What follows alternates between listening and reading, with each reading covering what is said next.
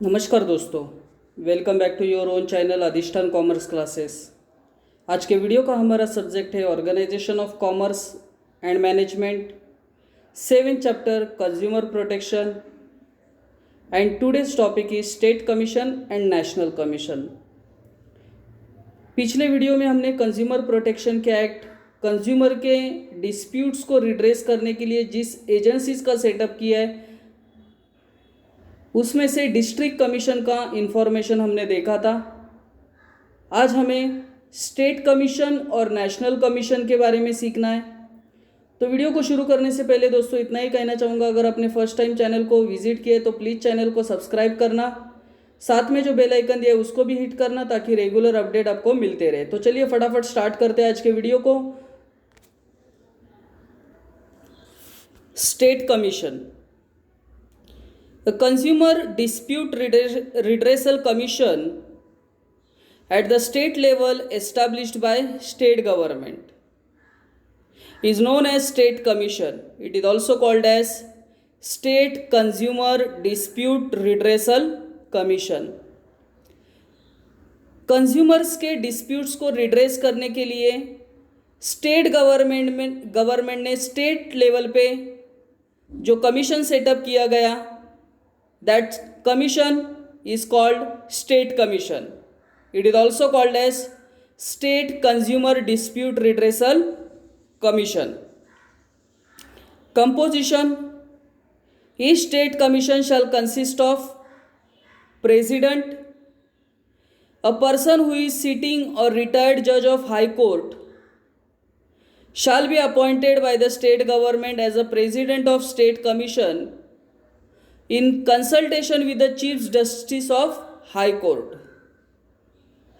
तो ऐसा व्यक्ति जो हाई कोर्ट का जज है या रिटायर्ड जज भी होगा तो भी चल सकता है, ऐसे व्यक्ति को ही स्टेट कमीशन का प्रेसिडेंट बनाया जाएगा in consultation with the chief justice of high court. So वो व्यक्ति जो सीटिंग या रिटायर्ड जज है हाई कोर्ट का, ऐसा व्यक्ति स्टेट कमीशन का प्रेसिडेंट बन सकता है। मेंबर्स: नॉट लेस देन 4 और not more than such number of member as may be prescribed in consultation with the central government. तो कम से कम 4 मेंबर होंगे और ज़्यादा से ज़्यादा जितना सेंट्रल गवर्नमेंट ने बताया है उतना होगा। तो मिनिमम 4 मेंबर्स स्टेट कमीशन में होंगे ही होंगे। Tenure: the member will hold office for a term of 5 years और up to the age of 67 years whichever is earlier.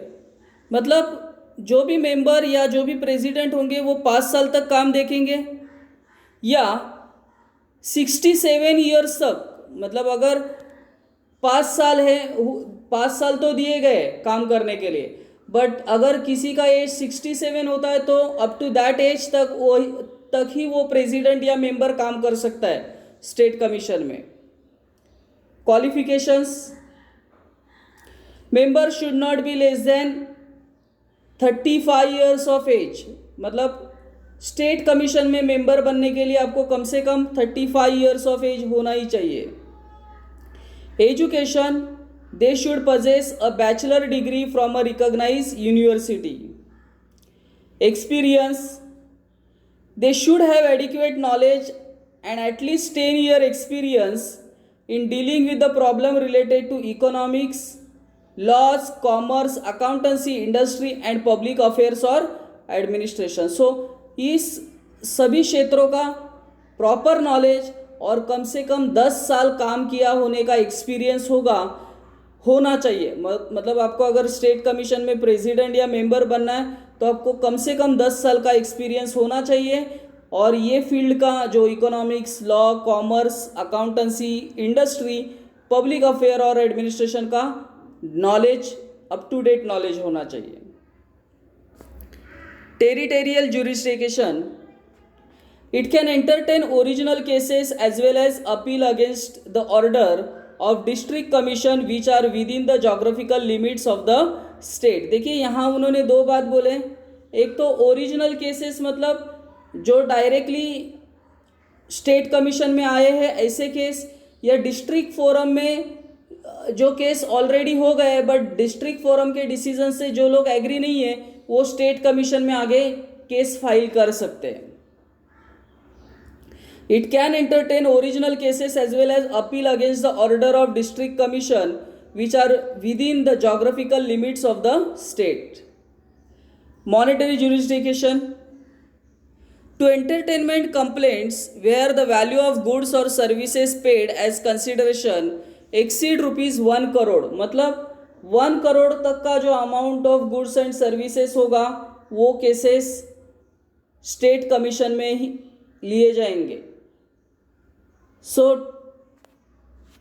to entertain complaints where the value of goods and services paid as a consideration exceed rupees 1 crore but does not exceed rupees 10 crore. So, 1 crore से ज़्यादा और 10 करोड़ के अंदर का जितने भी cases हैं ये सभी केसेस स्टेट कमीशन में लिए जाते हैं. Appeal. Any person aggrieved by an order made by state commission may prefer an appeal against such order to national commission. देखिए अगर आप स्टेट कमीशन के डिसीजन के साथ एग्री नहीं हो तो आप नेशनल कमीशन में जा सकते with in a period of 30 days. लेकिन ये आप केस फाइल करने का जो पीरियड है वो 30 दिन के अंदर होना चाहिए from the date of the order in such form and manner as may be prescribed. मतलब स्टेट कमीशन का डिसीजन आने के बाद 30 दिन के अंदर अगर आप एग्री नहीं हो तो नेशनल कमीशन में केस फाइल कर सकते हो. The central government by notification may make rule about qualification, method of recruitment, term of office, resignation and removal of president and member of state commission. तो government ने, central government ने rules मतलब qualification के rules, recruitment के rules, term of office, resignation, removal of president, member of the state commission, इसके बारे में सभी रूल सेंट्रल गवर्नमेंट ने बनाए हैं. However, any person already appointed as a president or a member of a state commission immediately before the commencement of the act will remain on the same post till the completion of his term for which he has been appointed. Suppose कोई ऐसा member है, president है, जो ये act बनने के पहला अगर स्टेट कमीशन में काम कर रहा है तो वो उसका टर्म खत्म होने तक स्टेट कमीशन में काम कर सकता है. However any person already appointed as a president और a member of state commission immediately before the commencement of this act will remain on the same post till the completion of his term for which he has been appointed. So यहाँ state commission complete हुआ है. आगे बढ़ते हैं. National commission meaning a consumer dispute redressal forum at the national level established by central government by notification is known as national commission. It is also called as National Consumer Dispute Redressal Commission. देखिए consumers के डिस्प्यूटों को redress करने के लिए national level पे central government की तरफ से जो कमीशन बनाया गया है that is called national commission. And इस नेशनल कमीशन को हम national consumer dispute redressal commission के नाम से भी जानते हैं. कंपोजिशन. प्रेसिडेंट होगा a person who has been a जज ऑफ द सुप्रीम कोर्ट. देखिए सुप्रीम कोर्ट का जो जज है, जज of the supreme court shall be appointed by the central government as a president of national commission in consultation with the chief justice of India. तो supreme court का जो जज है वो नेशनल कमीशन का प्रेसिडेंट बन सकता है. Member not less than 4 and not more than such number of member as may be prescribed. कम से कम 4 लोग एज अ मेंबर काम करेंगे. Tenure. The member will hold office for a term of 5 years और up to the age prescribed whichever is earlier. मतलब minimum 5 साल तो काम करेंगे या जो भी रिटायरमेंट का एज होगा एज मे बी प्रिस्क्राइब्ड वो एज के पहला मतलब टेन्योर उतना टाइम उन्हें काम के लिए दिया जाएगा। Qualifications, the member of national commission shall have the following qualification. Age, minimum 35 years age होना चाहिए। Education, they should possess a bachelor degree from a recognised university. Experience, they should have adequate knowledge and at least 10 years of experience. देखिए 10 years का उन्होंने क्या बोला है, experience बोला है। 10 years experience in dealing with problems related to economics, laws, commerce, accountancy, industry, public affairs और administration. तो ये सेम जैसे स्टेट कमीशन में था वैसे ही नेशनल कमीशन में है। आपको 10 साल का एक्सपीरियंस और ये सभी फील्ड का अप टू डेट नॉलेज होना चाहिए। Territorial jurisdiction, it can be entertain original cases as well as appeal against the order of state commission which are within the geographical limit of the state। तो यहाँ नए cases तो लिए जाते हैं, साथ ही साथ स्टेट कमीशन से जो केसेस आए, जो स्टेट कमीशन के डिसीजन से एग्री नहीं थे, ऐसे केसेस भी नेशनल कमीशन में लिए जाते। Monetary jurisdiction, to entertainment complaints where the value of goods and services paid as consideration exceed rupees 10 crore. तो ऐसे गुड्स एंड सर्विसेज का वैल्यू जिसका वैल्यू 10 करोड़ से ज़्यादा है, ऐसे ही केसेस नेशनल कमीशन में लिए जाते हैं। Appeal, any person aggrieved by an order made by the national commission may prefer an appeal against such order to the supreme court. देखिए आप अगर नेशनल कमीशन के ऑर्डर से एग्री नहीं हो तो आप आगे भी जा सकते हैं सुप्रीम कोर्ट में, within a period of 30 days from the date of the order.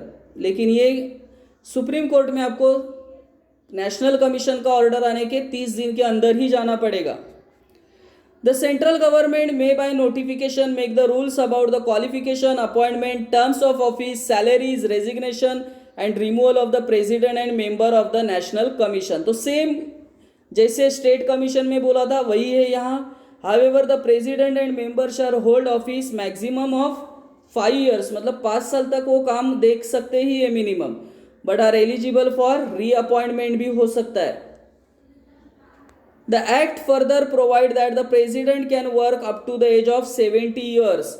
देखिए जो प्रेसिडेंट है वो 70 years तक काम कर सकते हैं, 70 years, and the member can work up to the 67 years। मतलब प्रेसिडेंट 70 साल तक और जो मेंबर है वो 67 years तक काम कर सकते हैं। Penalty for non compliance of an order, if any party failed to comply with the order made by district commission, state commission, national commission, it shall be punishable with an imprisonment for term not less than 1 month but may extend to 3 years। देखिए कम से कम 1 महीना और ज़्यादा से ज़्यादा 3 साल तक jail हो सकता है। और with a fine which shall not be less then 25,000 but may extend ₹1 lakh और विथ बोथ, मतलब 25,000 से लेके 1 लाख तक का फाइन और 1 महीने से लेके 3 साल तक का जेल हो सकता है अगर आप district commission, state commission, national commission ने दिए हुए ऑर्डर्स को फॉलो नहीं करते। तो आई होप दोस्तों ये सभी पॉइंट आपको क्लियरली समझे होंगे।